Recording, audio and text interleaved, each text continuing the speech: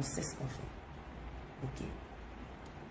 Concernant maintenant la dame qui était sur mon émission, je me permets de ne pas la citer parce que quand elle a fait ses vidéos récentes, donc souffrez que je ne mentionne pas ça. On a eu à faire une émission sur la soumission. Je vous rappelle que chaque début de semaine, quand M. Delors Inabo et moi, nous convenons d'un thème, le thème est mis dans le groupe de travail. On demande à nos consultants et aux chroniqueurs d'aller faire des recherches pour pouvoir donner des réponses pertinentes ou pouvoir poser des questions pertinentes aux invités. Il n'y a aucun jeu de rôle. Yves Dero ne vient pas mettre un pistolet sur la tempe de quelqu'un pour lui dire « dis ça, dis ça, dis ça ». Non, non, non. Chacun parle en connaissance de cause et chacun dit ce qu'il pense sur le plateau. Et ce qui va découler sur le plateau reste sur le plateau. Quand on sort du plateau, il n'y a rien de personnel. C'est un game. Et ils sont briefés pour ça. Ok? Donc quand on finit l'émission, il y a la vraie vie. Quand on est sur le plateau, il y a le Yves Dero Show où Yves va faire son show, Yves va mettre celui-là à sa place, Yves va faire un peu d'humour, Yves va faire un peu de folle. C'est ça. C'est pour ça qu'on vous dit de ne pas trop mettre les organes. Et nous. La dame en question a donné son point de vue sur ce que c'est la soumission d'une femme pour elle. C'est son point de vue à elle. Yves Dero réplique. C'est le point de Yves Dero et c'est le show de Yves Dero. Il n'y a aucunement une humiliation ou une volonté de rabaisser. On est sur le... Là, on est dans le mood. On parle. On est en train de parler. C'est comme une causerie. Donc, il n'y a pas volonté de rabaisser ou d'humilier. Je ne vois pas ça sort d'où. On donne le point de vue. On finit l'émission. On fait un débrief avec le rédacteur en chef. Moi-même, je lui dis, même à camarade, ton point de vue tu as donné aujourd'hui, là, est-ce que tu vas pouvoir assumer? Les gens vont te clasher dès. Elle dit, oh, on est déjà né. Et puis on rigole. Ce jour-là, elle m'a même invité pour aller manger une soupe mamie du pêcheur au quartier Apollo. J'ai dit, je ne peux pas, j'avais des choses à faire. C'est sur la toile, comme vous, que j'apprends que cette dernière a quitté l'émission. Pour moi, c'était un poisson d'avril. Qu'est-ce que je fais? Je l'appelle, elle coupe. Je me dis, elle est occupée. Je lui envoie les captures par message. Je dis, ah mamie, c'est quoi? Je me rends compte qu'elle m'a bloqué. C'est là que je vois que c'est sérieux. Je me tourne vers le rédacteur en chef qui me dit que lui-même aussi, il est étonné. Au début, les gens ont voulu faire croire que c'est moi qui l'ai libéré, tout ça. Mais après, on s'est rendu compte que non.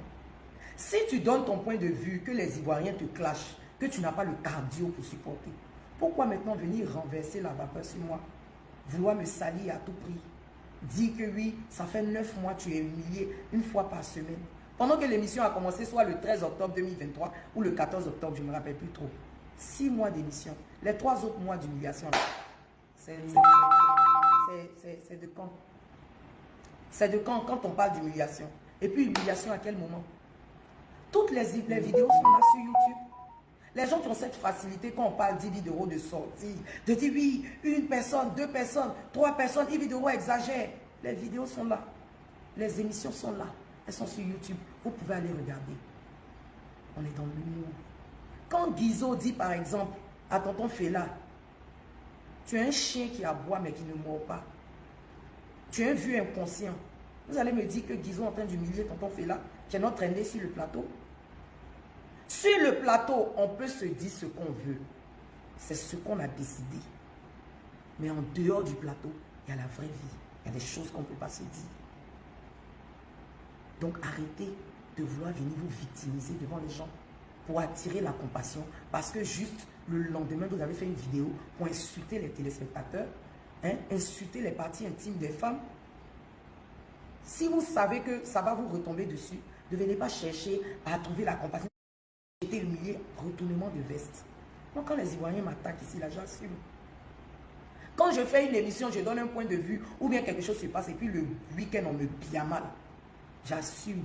Et puis, il dit, ceux-là, ce sont mes gens, je les connais ici. Je sais comment je vais les avoir. Le vendredi qui arrive, là, je mets une émission. On pleure, une émission qui fait mal, qui touche. Ça nous touche, nous tous. On pleure. On finit là.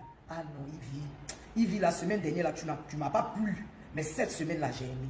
Quand je veux bien les avoir, là, j'envoie un sujet sur les femmes mariées. Je défends les femmes mariées. Oh, tu vois, les femmes mariées se lèvent, les maîtresses se fâchent. Le week-end qui suit, je soutiens les maîtresses. Je laisse les femmes mariées. Les maîtresses me soulèvent. Après, je prends les hommes. J'encense les hommes. Je connais mon travail. Quand vous m'attaquez, moi, il n'y a pas de problème. Mais quand vous décidez d'attaquer mon travail, je ne suis pas d'accord. Tu travailles avec une équipe. Il n'y a jamais eu de problème entre nous. Après chaque émission, avant même, on partait manger ensemble. Et puis après, compte tenu de mon temps, je ne peux pas. C'est dans une bonne ambiance, dans une ambiance bon enfant, qu'on se laisse. Ce jour-là, même après l'émission, on a ri.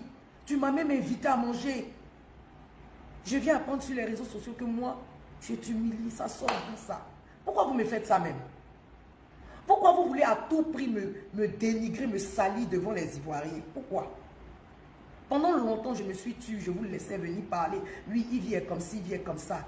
Mais arrivé un moment, il faut arrêter. Il faut arrêter. Quand vous cherchez la visibilité, que vous venez vous coller à moi, et que vous avez cette visibilité, si vous voulez partir, partez en de bons termes. On peut se séparer sans histoire. On peut se séparer dans la paix du Christ. Ah, mamie, j'ai eu un autre contrat quelque part, plus avantageux pour moi. Merci pour la bécane. Et nous, on se serre les mains. Et puis la vie continue. Mais pourquoi vouloir me salir? Pourquoi? Oui, on aura des gens qui vont dire, oui, c'est toujours toi on salit, c'est toujours toi, mais c'est toujours moi. Dans la vie, là, quand on va sur le terrain de football, là, le gardien, il est là pour attraper le ballon. Il n'est pas là pour marquer. Donc, il y a des gens comme ça, comme moi, qui ont une forte étoile qui dérange. Pas de ma faute. Je n'ai pas demandé.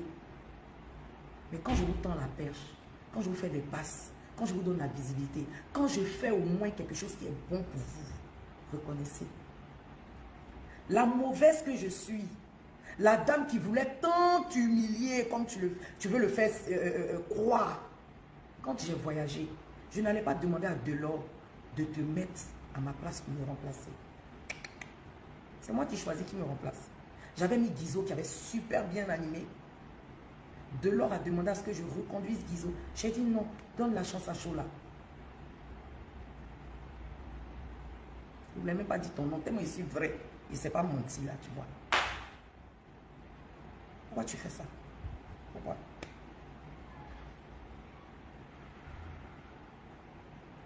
On est sur le plateau télé, lors d'une émission. Tu insultes la maman d'un consultant. Tu la traites de femme aux jambes légères parce qu'il t'a donné une réplique. La mauvaise que je suis, j'ai demandé à ce qu'on coupe cette partie-là pour ne pas que les Ivoiriens voient ça et qu'ils se fâchent contre toi. C'est moi la mauvaise. C'est moi. Moi, j'ai toujours accepté le mauvais rôle, ça ne me dérange pas. Tant que mon émission marche, tant que je gagne le feu, tant que j'arrive à donner du plaisir aux Ivoiriens et à tous ceux qui me suivent. Mais je ne vais pas accepter que tu viennes gâter mon travail. Travail, tu m'as demandé pendant plus d'1 an. Et puis j'ai accepté de travailler avec toi. Si tu veux partir, il faut partir. Il ne faut pas venir gâter mon gagne-pain. Je ne vais pas accepter ça. Et je ne pense pas que quelqu'un, même si cette personne ne m'aime pas, va accepter que tu tends la pêche à quelqu'un, que la personne vienne mettre sable dans ton attiqué. Même si vous ne m'aimez pas, mettez-vous à ma place. C'est pour ça que je suis sortie aujourd'hui. Sinon, je n'allais même pas répondre. Tu as quitté plusieurs émissions qui t'ont invité pour venir dire pourquoi tu as quitté ici. C'est parce que c'est une vidéo. Quand tu es à côté d'une vidéo, quand tu n'es plus là, tu deviens star. Tu as vu? Toutes les émissions t'ont appelé.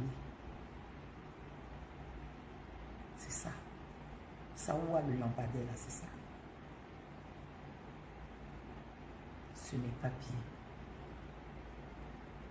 Quand on a commencé l'émission, je vous ai dit, des gens vont essayer de vous monter. Tu es venu même me dire à une réunion que la femme du DJ là, qui vend les bijoux, je ne sais pas, dans un marché là, elle dit quoi? Vidéo, tu m'humilies trop, faut quitter l'émission, c'est quoi ça? Mais que toi-même tu l'as ouais pour lui dire non, c'est le game. Alors pourquoi aujourd'hui tu n'es pas d'humiliation? Où il y a l'humiliation?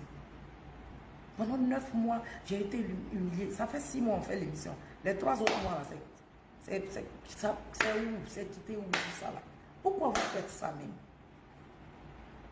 Oui, je suis mauvaise. Je ne suis pas bonne. Mais pourquoi c'est toujours vous qui voulez venir travailler avec moi? Arrivé un moment, on n'a qu'à se poser les bonnes questions.